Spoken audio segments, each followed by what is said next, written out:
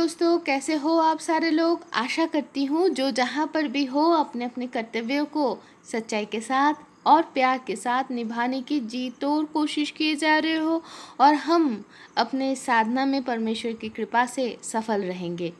इसी शुभकामना के साथ चलिए आज शुरू करते हैं नन्हे इंसान की नन्ही कहानी की जो शीर्षक है जोंगोल। लेखिका श्रीमती बानी पात्रो। तो चलिए शुरू करते हैं। फिर से मिला श्रोता, कहानी बोले टैटै। नन्हे इंसान की नन्ही कहानी जोंगोल यानी जंगल। लेखिका श्रीमती बानी पात्रो। हमारे शरीर से जो भी वज्र है, जो भी फेंकने लायक चीज़ें हैं, वो सारे मल और मूत्र के माध्यम से हमारे शरीर से निकल जाता है। ये तथ्य तो कम ज़्यादा हम सारे जानते हैं, लेकिन जो तथ्य हम लोग नहीं जानते हैं वही आज टैटै कहानी के माध्यम से कहने की चेष्टा कर रही है। बहुत दिन पहले की बात है। टैटै तब बहुत ही छोटी सी थी। टैटै तब किराए के घर पे रहती थी। उस समय टैटै के पिताजी के साथ टैटै और टैटै की जो दीदी गांव से उसके साथ आई थी, वो मैदान में खेलने जाती थी। मतलब वो लोग खेलने जाते थे शाम के समय। और कभी कभी कोई दिन पिताजी के साथ बड़ा सा जो मंदिर था ना, उसके अंदर बेंच के ऊपर बैठ के पिताजी के दोस्त लोगों के साथ ही वे लोग अपना समय बिता देते थे। ऐसे ही एक दिन पिताजी और पिताजी के दोस्त लोगों के साथ टैटै लोग बैठे हुए थे। उस समय टैटै के पिताजी से उम्र में बहुत बड़े एक अंकल आए, जो टैटै के पिताजी के दोस्त थे। वो आकर टैटै लोगों को बोले, सुन, तुम सबको ना एक बहुत मज़ेदार कहानी बोलूँगा आज मैं, लेकिन तुम लोग बहुत ध्यान से सुनना। तो टैटै और बाकी जो भी बच्चे थे वो लोग सारे वो जो अंकल थे, नहीं अंकल नहीं बोलेंगे, हम बोलेंगे टैटै के पिताजी के जो बहुत उम्र में बड़े दोस्त थे, उनको सारे दादाजी बोल के बुलाते थे, क्योंकि उम्र उनका बहुत ज़्यादा था। तो वर्तमान मतलब आज के समय में हम लोग देखते हैं ना, बहुत सारे लड़के बड़े बड़े बाल रखते हैं और पीछे चोटी बांध के रख देते हैं, है ना। तो ठीक वैसे ही उस दादाजी का भी बहुत लंबे बाल थे और वो भी सर के पीछे एक चोटी बांध के रख देते थे और हमेशा गेरुआ रंग के पोशाक पहनते थे और पैर में वो लकड़ी वाला जो जूता होता है ना, जूता नहीं चप्पल, जिसको बांग्ला में कहते खड़म, वो पहनते थे। तो वो जो चोटी बंधे हुए जो दादाजी थे, तो हम चलो बोलते हैं चोटी दादू या दादाजी। तो चोटी दादाजी बोले कि मैं अपने बचपन से कहानी सुनते हुए आ रहा हूँ। तो ऐसे बहुत सारे कहानियाँ हैं, उनमें से एक कहानी आज तुम लोगों को मैं बताता हूँ। तो टैटै लोग ये सुन कर के, भाई दादाजी अपने बचपन में सुने हैं, मतलब बचपन से सुने आ रहे हैं। ऐसे जो कहानी है, मतलब ऐसे खूब सारे कहानी हो, दादाजी अगर कहने जा रहे हैं मतलब विशिष्ट प्रकार का कोई कहानी ही होगा भाई। तो टैटै लोग तो एकदम ध्यान से दादाजी के बोली के ऊपर अपना कान टिका दिए। फिर क्या हुआ, तो दादाजी अपने बचपन में सुने हुए कहानी बोलना शुरू किए। कुछ दोस्त मिलकर जंगल में घूमने गए थे। जंगल के थोड़ा रोशनी थोड़ा अंधेरा, इसके बीच में वो सारे दोस्त बहुत ही उत्साह के साथ और रोमांच के साथ बतियाते बतियाते घूम घाम के देख रहे थे।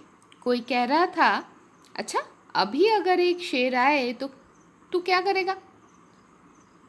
तो दूसरा कोई बोला, एक मुक्का मारूंगा और शेर को मार डालूंगा।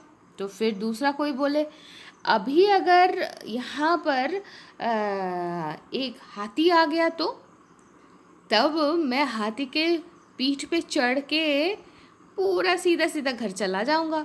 ऐसे ही जीव जंतुओं के कहानियाँ, मतलब ऐसे ही वो लोग उनके ऊपर बात बतियाते बतियाते जंगल के अंदर वो लोग पैदल चल रहे थे। और ऐसे ही चलते चलते वो लोग देखे कि कुछ पंछियाँ अचानक से उड़ के चले गए। तो वो लोग सोचा रहे चलो कुछ पंछियाँ तो हमें दिखने को मिले।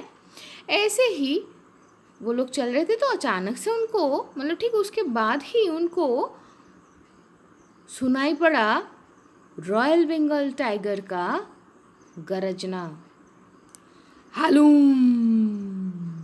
वो जो दोस्त था जो कह रहा था कि वो मुक्का मार के बाघ को पूरा मार डालेगा, वो तो डर के मारे सामने जो पेड़ था ना उसके ऊपर चढ़ गया।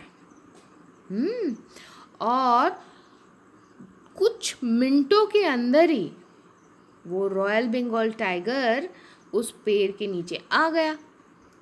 अब वो जो दोस्त था वो तो पेड़ के नीचे बाघ को देखकर डर के मारे टॉयलेट करना शुरू कर दिया। और तब वो जो रॉयल बंगाल टाइगर था ना उस टॉयलेट को पकड़ के ऊपर चढ़ना शुरू किया। अब ये देखते ही वो जो दोस्त था वो तो डर के मारे टॉयलेट करना बंद कर दिया। और तभी के तभी वो बाघ मामा जो है ना वो दुम करके मिट्टी पे गिर गया। ये जहाँ तक हुआ बाघ को तो चोट लगा, तो वो गुस्से में आकर खूब दहाड़ना शुरू किया, हलूम हुलूम। ये देखकर फिर से वो पेड़ वाला दोस्त जो है ना वो फिर से डर के मारे टॉयलेट करना शुरू कर दिया। फिर से बाघ चढ़ना शुरू कर दिए। ऐसे ही कई दफ़ा उठे और फिर गिरे, उठे और फिर गिरे, और ऐसे करते करते आखिरकार वो शेर, बोले तो वो बाघ मर गया। तब वो दोस्त जो है, वो जो पेड़ वाला दोस्त है, वो पेड़ से उतरे और बाघ के ऊपर चढ़ के बैठ के बोला, देखा मैंने बाघ को कैसे घायल करके मार डाला, तो समझ जाओ मेरा कितना ताकत है, मैं कितना शक्तिशाली हूँ।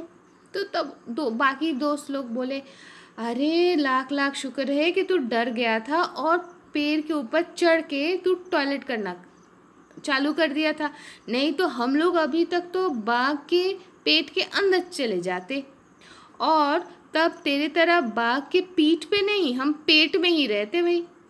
ये बोलकर चोटी वाले दादाजी अपना कहानी ख़त्म किए। तो तब नन्ही सी टैं चोटी दादाजी को बोले, अच्छा पेड़ में चढ़ने वाला वो जो दोस्त था वो तुम थे ना दादाजी? तो वो ये सुनकर चोटी दादाजी तो ऐसे ही फिक फिक करके मुस्कुराते रहे। तो तब टेंटे के पिताजी के दोस्त लोग और बाकी सारे जो भी वहाँ पर थे, वे लोग चोटी दादाजी को बोले, तुम ना सही में कहानी बोल भी सकते हो भाई, और आज टेंटे तुम्हें पकड़ा है